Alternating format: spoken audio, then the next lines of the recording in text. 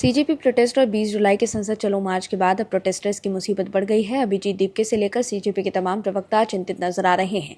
CJP के लोग समझ गए हैं कि अब उनकी और उनके समर्थकों की आफत बढ़ सकती है, इसलिए अभिजीत दीपके बेचैन नजर आ रहे हैं और अब सीजेपी के लोग सरकार से मांगे मानने की अपील कर रहे हैं।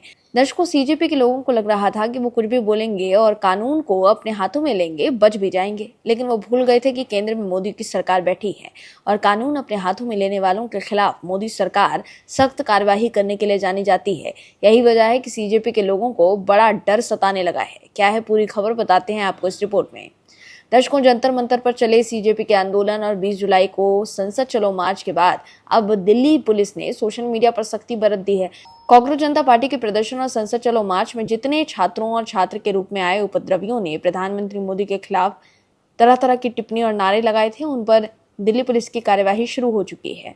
सोशल मीडिया पर तिलचट्टों ने आपत्तिजनक और अभद्र पोस्ट साझा किए थे। ऐसे में पुलिस ने पीएम मोदी और सुरक्षा बलों के खिलाफ कथित तौर पर अभद्र भाषा वाले पोस्ट करने वाले कई एक्स अकाउंट्स को नोटिस भेजा है। इनमें कुछ न्यूज पोर्टल्स के अकाउंट्स भी शामिल बताए जा रहे हैं। पुलिस ने एक्स से इन अकाउंट्स के पीछे मौजूद लोगों की जानकारी भी मांगी है। दिल्ली पुलिस का कहना है कि आंदोलन के दौरान और उसके बाद सोशल मीडिया पर बड़ी संख्या में ऐसे पोस्ट, वीडियो और टिप्पणियां सामने आई जिनमें प्रधानमंत्री के खिलाफ आपत्तिजनक भाषा का इस्तेमाल किया गया।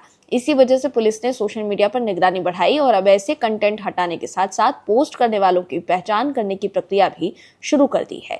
फिलहाल कितने अकाउंट्स को नोटिस भेजे गए हैं, इसकी आधिकारिक संख्या सामने नहीं आई है। जांच में ऐसे कई पोस्ट मिले जिनमें प्रधानमंत्री और सुरक्षा बलों के खिलाफ कथित तौर पर अभद्र और आपत्तिजनक भाषा का इस्तेमाल किया गया। पुलिस का कहना है कि ऐसे कंटेंट से कानून व्यवस्था प्रभावित हो सकती है, इसलिए कार्यवाही की जा रही है। दिल्ली पुलिस की सोशल मीडिया मॉनिटरिंग टीम लगातार एक्स और दूसरे प्लेटफॉर्म पर नजर रख रही है। वहीं पुलिस के हवाले से खबरों में बताया जा रहा है कि प्रदर्शन स्थल पर मौजूद 2873 ऐसे लोगों की पहचान की गई है जिनका आपराधिक रिकॉर्ड रहा है, जिनमें से 979 लोगों पर हत्या के प्रयास, डकैती, लूट, दुष्कर्म, महिलाओं और बच्चों के खिलाफ अपराध, आर्म्स एक्ट, अपहरण, स्नैचिंग और एनडीपीएस जैसे गंभीर मामलों में केस दर्ज हैं। वहीं सुप्रीम कोर्ट ने भी साफ कर दिया है कि जिन पर पहले से केस दर्ज हैं, जिन लोगों के खिलाफ पहले से कार्यवाही जारी है, उन लोगों पर कानून के हिसाब से कार्यवाही होनी चाहिए। सुप्रीम कोर्ट ने कहा कि आंदोलन के दौरान जिससे भी कानून को अपने हाथ में लिया है और अत्याचार किया है, उसे कानून के दायरे में लाया जाना चाहिए। लेकिन सीजेपी के लोग इस बात से सुप्रीम कोर्ट से नाराज हो गए हैं। सुप्रीम कोर्ट की ओर से कांग्रेस जनता पार्टी के आंदोलन से जुड़ी याचिकाओं पर दिए गए अंतरिम आदेश पर सीजेपी ने कड़ा रुख अपनाया है। सीजेपी के फाउंडर अभिजीत दीपके ने ऐलान किया है कि अगर प्रदर्शन में शामिल छात्रों को टारगेट किया गया तो वो फिर से प्रोटेस्ट शुरू कर देंगे।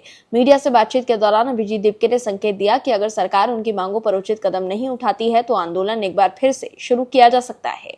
वहीं अभिजीत दीपके ने सोशल मीडिया प्लेटफॉर्म एक्स पर लिखा कि अगर पुलिस के हाथों स्टूडेंट्स को परेशान करना जारी रहा तो कांग्रेस जनता पार्टी जल्द ही बड़े पैमाने पर शांतिपूर्ण विरोध प्रदर्शन करेगी। सरकार को स्टूडेंट्स को टारगेट करना और उन पर विच हंटिंग बंद करनी चाहिए। वहीं सीजेपी के नेता सौरभ दास ने भी कहा कि अगर सरकार ने छात्रों से किया गया अपना वादा तोड़ा तो उनके पास देशव्यापी आंदोलन दोबारा शुरू करने के अलावा कोई विकल्प नहीं बचेगा।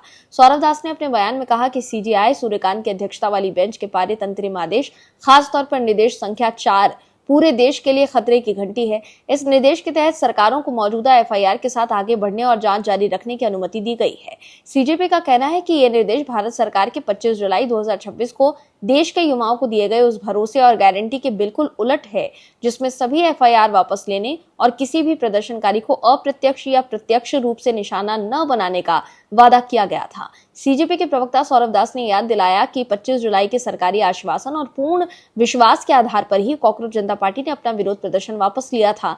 लेकिन अब सीजेपी को यह शक है कि केंद्र सरकार और बीजेपी शासित राज्य सरकारें इस अदालती आदेश का इस्तेमाल व्यक्तिगत प्रदर्शनकारियों के खिलाफ दर्ज एफआईआर को जारी रखने और उन्हें प्रताड़ित करने के लिए कर सकती है। सौरभ दास ने कहा कि शुरू से ही उनकी यही चिंता थी कि शांतिपूर्ण असहमति को दबाने और अपने राजनीतिक हितों को साधने के लिए अदालतों का सहारा लिया जा सकता है। तो देखा आपने कि कैसे अब कार्यवाही के डर से सीजेपी के लोग बेचैन नजर आ रहे हैं। Bureau report, OMH news. आप दर्शकों से विनम्र निवेदन है कि चैनल को सब्सक्राइब जरूर करें